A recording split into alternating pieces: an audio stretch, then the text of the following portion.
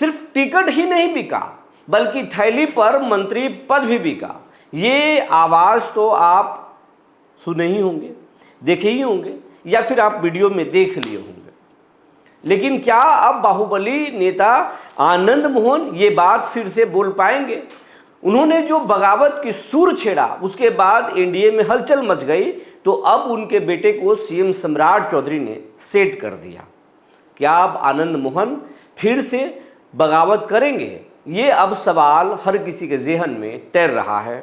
आनंद मोहन 2 दिन पहले बगावत किए थे और उन्होंने कहा कि जिस विधायक बेटे ने सरकार बचाई उसे मंत्री नहीं बनाया गया, इंडिया रगड़ कर मंत्री पद देना होगा।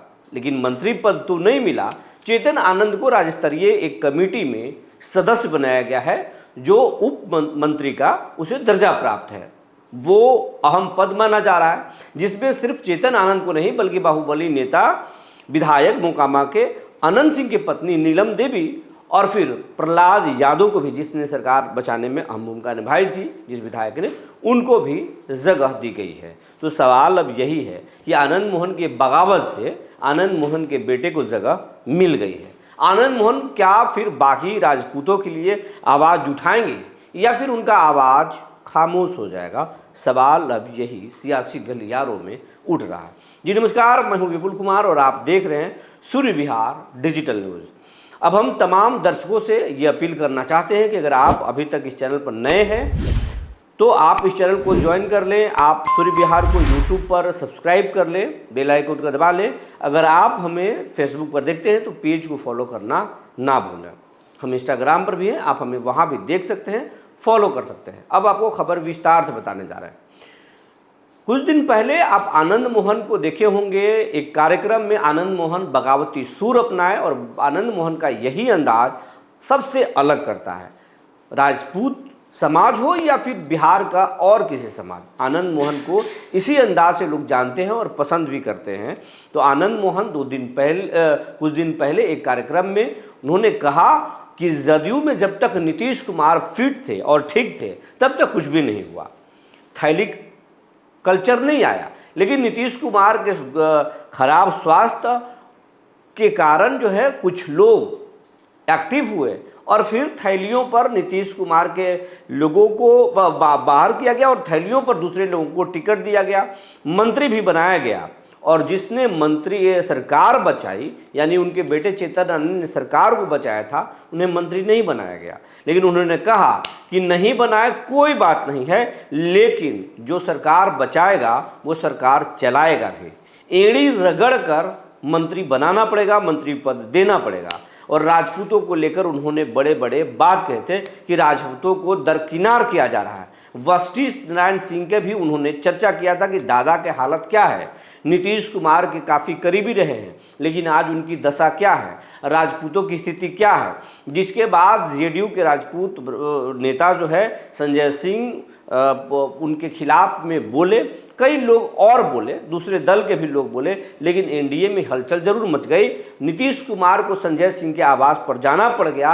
सम्राट चौधरी भी अंदर अंदर जो है वो फील्डिंग सजाने लगे। लल्लन सिंह को एयरपोर्ट पर जब कैमरे में घेरा पत्रकारों ने और सवाल किया कि आनंद मोहन थैली की बात कर रहे हैं, तो फिर वो जवाब देना उचित नहीं समझे और सीधे एयरपोर्ट के अंदर प्रवेश कर गए।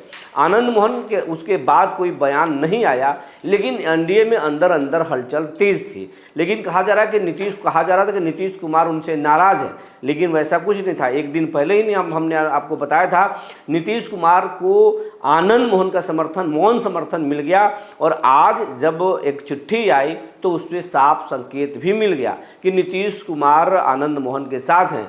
आज जो राज्य स्तरीय जो है कार्यक्रम कार्यान्वयन समिति जो बना है, उसमें आनंद मोहन के बेटे को सदस्य के रूप में जगह मिली है, मोकामा के विधायक अनंत सिंह के पत्नी को मिली है, और फिर वो प्रहलाद यादव जो सरकार बचाने में भूमिका निभाए थे, उस विधायक को भी उसमें जगह दी गई है सदस्य के रूप में। वहीं सम्राट चौधरी अध्यक्ष होंगे और विजय चौधरी जो उप मुख्यमंत्री हैं वो उपाध्यक्ष होंगे। उमेश कुशवाहा को भी उसमें जगह दी गई है, जो जेडीयू के प्रदेश अध्यक्ष है। संजय सारोगी को भी, जो बीजेपी के प्रदेश अध्यक्ष हैं, उन दोनों को भी उसमें जगह दिया गया है। तो ये एक तरह से जो है आनंद मोहन के बेटे को बगावत के कारण बेटे को सेट कर दिया गया है। लेकिन अब लोग यही अंदर अंदर बातें कर रहे हैं कि आनंद मोहन राजपूतों की बात, हक की बात तो कर रहे थे, अब उनके बेटे को मंत्री तो नहीं लेकिन मंत्री से थोड़ा कम तमाम सुविधाएं मिलेगी, सेट कर दिया गया।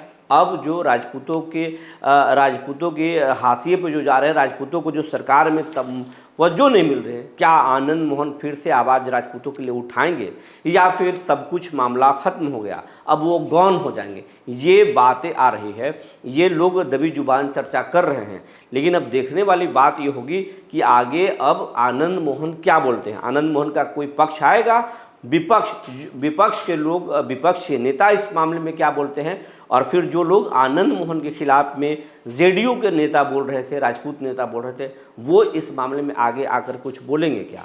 आप इस पूरे प्रकरण पर क्या सोचते हैं, हमें जरूर बताएंगे। तब तक के लिए धन्यवाद।